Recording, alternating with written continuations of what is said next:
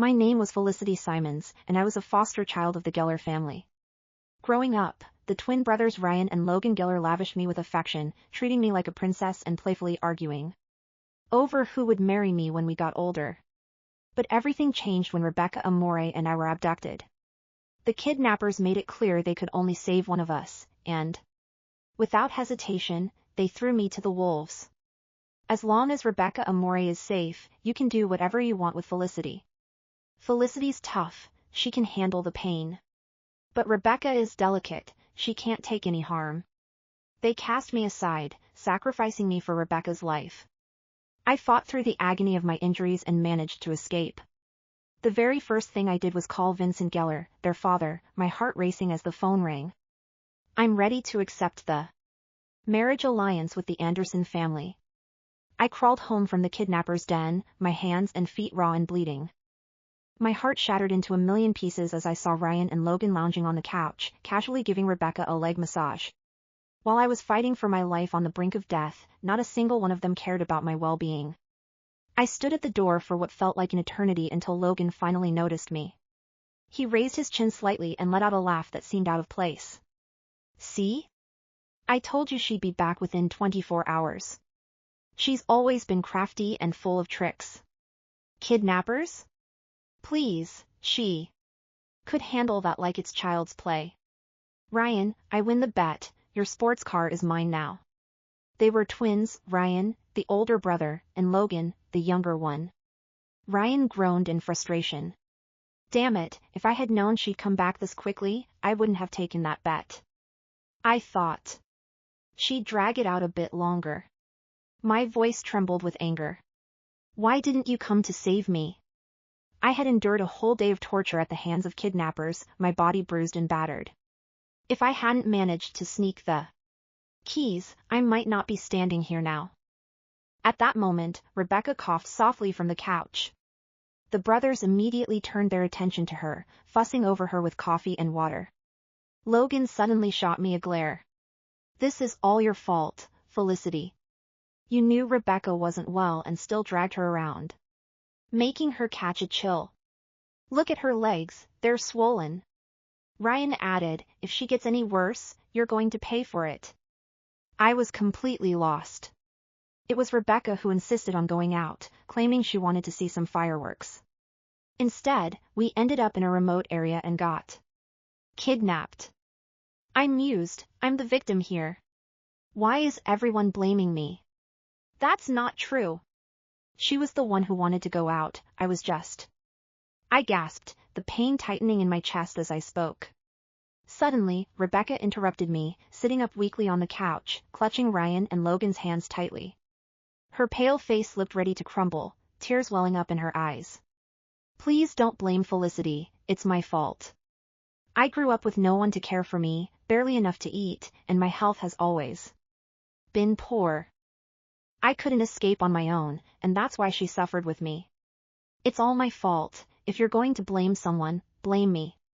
As she cried, Ryan and Logan's expressions softened, their brows furrowing in concern as they rushed to wipe her tears away. Ryan said, Rebecca, you're too sweet, it's not your fault at all. Logan chimed in, yeah. We know you're kind-hearted, but don't defend Felicity. We know her well enough. She's always been selfish, never thinking of anyone but herself. Everything she went through today is just what she deserves. But you, Rebecca, you're different.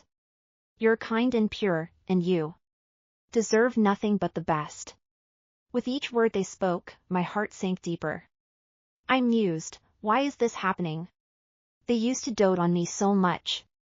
Ever since I was taken in by the Gellar family, they cared for me with such tenderness, treating me like I was their whole world. Whatever I wanted, I'd have it by the next day. They fought over who would marry me when we grew up, even brawling over it more than once. Then Rebecca came along, the second foster child of the Gellar family. At first, they didn't like her at all. I had to spend countless hours convincing them of her worth, bringing her along everywhere, trying to help them accept her. Eventually, they did accept her, but with that acceptance came a complete shift in their affection. All the love they once showered on me was redirected to her, and their attitude towards me changed dramatically. Now, it felt like I didn't even recognize them anymore. Hobbling back to my room, I knelt beside the bed, my blood-stained hands shaking as I dialed Vincent's number. Dad, about that marriage alliance you mentioned, I'm ready to go through with it. Vincent was a busy man, mostly engrossed in his work. To him, raising a foster daughter was just a means to an end, driven by business interests. Good girl, that's the right choice. Once you're wed to the Anderson family, I'll ensure you have a generous dowry. You'll never have to worry about money again. That was enough for me. I just wanted to escape, to put as much distance as possible between me and the three of them. It took me over an hour to scrub the blood and grime off my body. The moment the water hit my wounds, sharp, searing pain shot through me. That night was a whirlwind of nightmares. I kept reliving the moment Ryan and Logan had pushed me toward the kidnappers, trading my life for Rebecca's. They had sneered that I was tough, while Rebecca was fragile.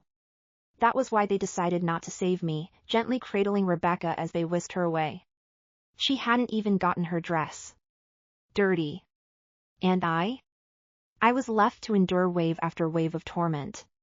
In the dead of night, a searing pain shot through my chest, and I doubled over, coughing up blood. I managed to call for an ambulance, throwing on some clothes as I stumbled down the stairs. Just as I reached the bottom step, I heard Rebecca's voice call out softly behind me. Felicity, where are you going so late?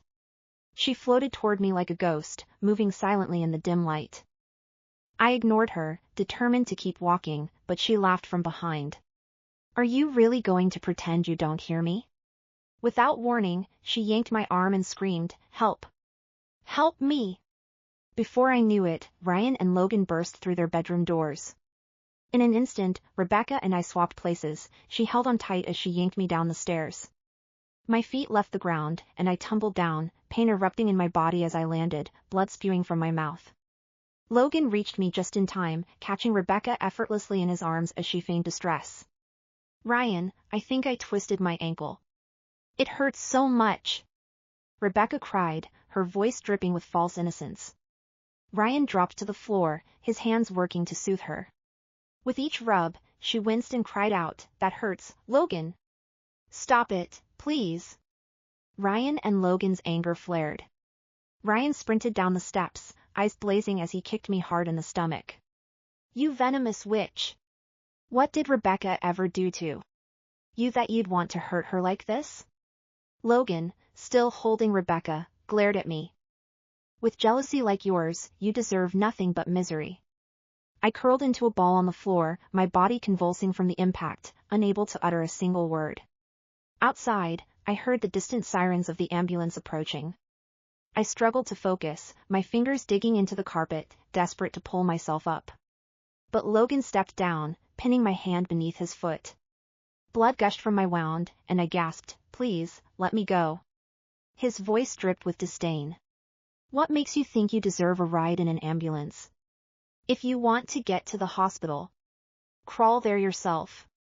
With that, they carried Rebecca out, leaving me behind, a writhing mess on the floor.